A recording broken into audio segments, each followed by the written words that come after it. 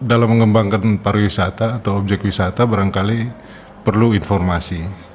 Informasi dalam arti kita memberikan edukasi kepada masyarakat yang berada di destinasi atau tujuan wisata. Di samping itu, kita juga memberikan informasi kepada pengunjung sehingga ada terjadi ketemu, sinkronisasi dan sama-sama melangkah bersama gitu. Jadi ada pemahaman yang sama antara pengunjung dan yang dikunjungin.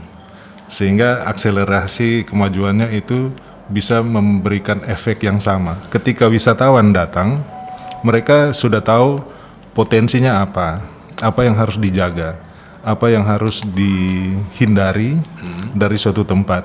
Sementara masyarakat di sekitar misalnya sudah safe, plastik sudah di Kapitu misalnya sudah ada program penanganan plastik. Kemudian mangrove dijaga dan ada area-area yang masih asli gitu. Jadi ada lumpurnya, ada pasirnya. Ketika ketemu itu ada cara menyelam khusus seperti mark diving tadi dan bisa ditemukan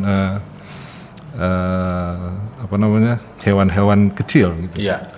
Nah, itu sangat menjanjikan sebenarnya untuk prospek destinasi wisata. Kapitu sudah menemukan dan semoga ini bisa berlanjut terus menjadi satu komoditi pariwisata ke depan. Oke. Nah, intinya adalah memberikan efek positif kedua arah, ketiga arah, semua yang terlibat dalam aktivitas wisata itu. Itu